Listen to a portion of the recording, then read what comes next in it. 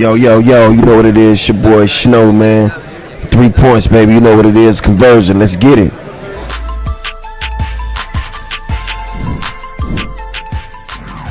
Question. Hey Chris, you had Monty earlier in your career in New Orleans, and seemed like you pushed to get to Phoenix in large part because of him. Why was he the right coach for this stage in your career? Um, when you play for a coach, you sort of know, sort of like their mentality, um, principles. That's one thing I know about mine is, he sort of commands respect, and it's not just about how he coaches or whatnot, but how he carries himself, and also having a relationship with Book, with Devin, and having a relationship with Monty Williams, with Willie Green and James Jones and all these guys. So sort of new.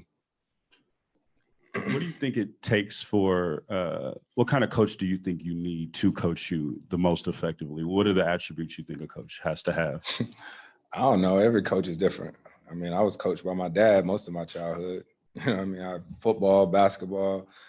I was that kid whose dad was his coach, taking him to practice, was always on me, and so I've had a ton of different coaches over my career, over my life, and I'm fortunate to have had a lot of really good ones. Great ones. My college coach, Skip Prosser, had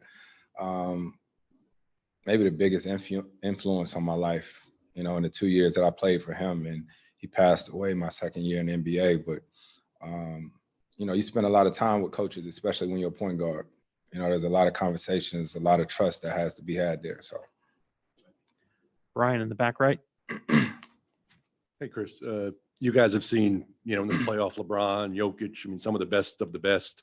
Do you think you guys can get Giannis under control, or is he something that's such a difficult matchup that, his numbers are not really a surprise to you guys? We're going to keep, trying to build a wall. He's coming full speed every play, like a running back coming downhill.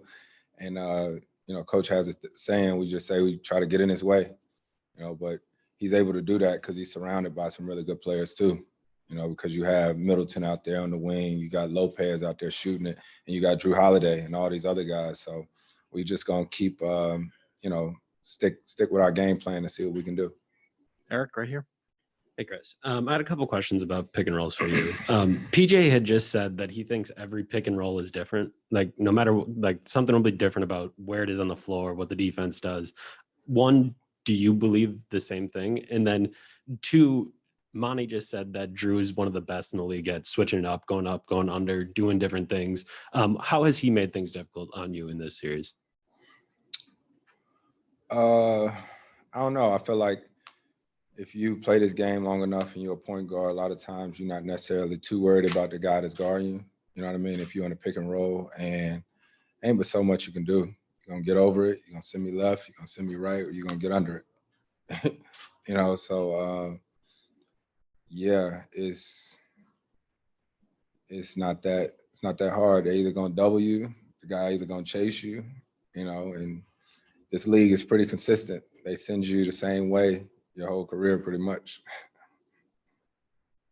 How has DeAndre made your life easier? I know at the start of the series, I was talking to him about how he thinks he's improved as a screener with you as his point guard. So I'm curious, what do you think he's been able to do for you? Man, DA, as you were just talking about, like screens, like the angles matter. Angles matter in the screen and the small details. And the big men, Tyson Chandler, DeAndre Jordan, David West. David West was one of the best at it because he just knew if he set the screen this way, he's going to be wide open. So DA just understands how to give himself up. The things that he does for us, that he does on a nightly basis for us, it doesn't show up on the stat sheet. So when you see this guy get a corner three because he rolled, there's no stat for that, and that's why he's so valuable to our team. Mark, over on the right side.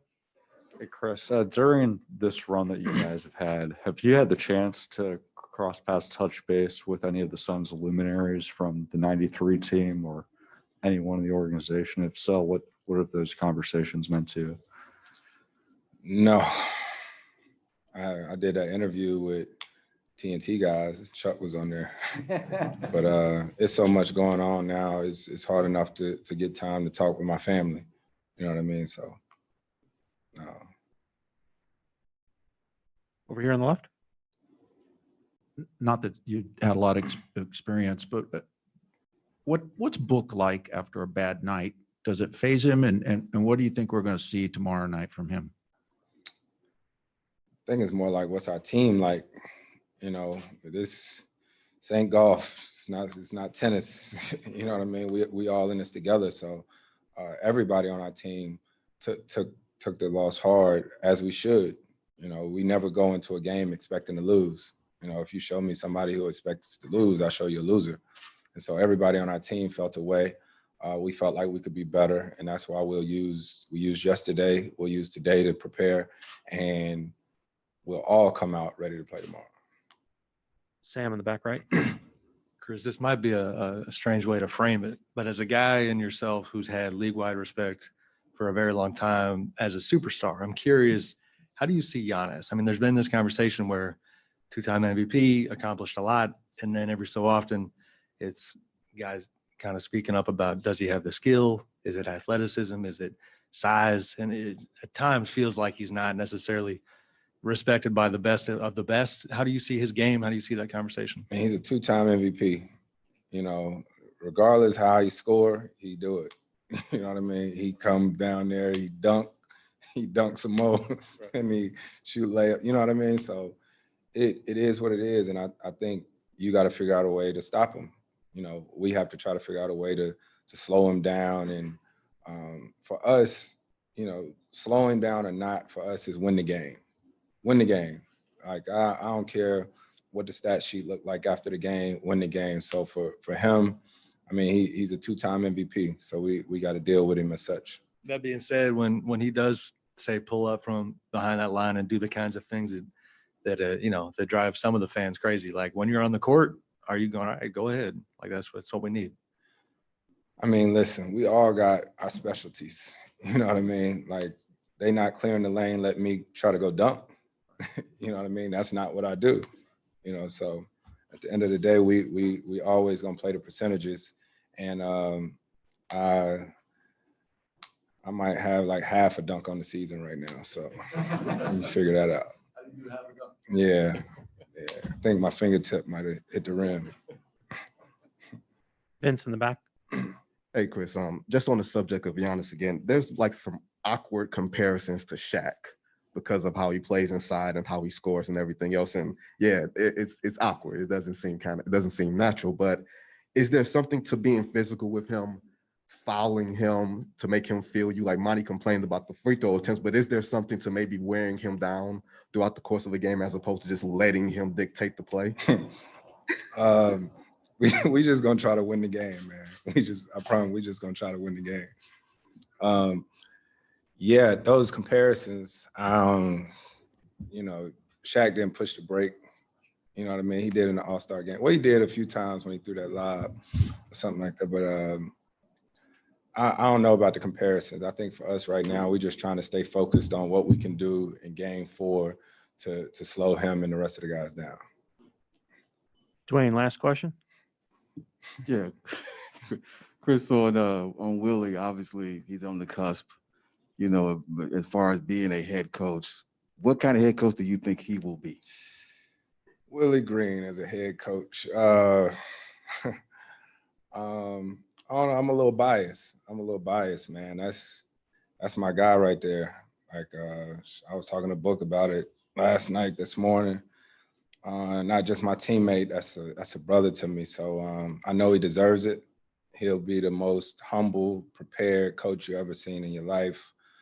But I can't even imagine right now playing and him being a coach, you know. But I'm unbelievably happy for the opportunity that he may get for Chauncey, you know, for Jay Kidd, for Jamal Mosley, all these coaches, you know what I mean, it's getting an opportunity. I'm happy for it because it's time.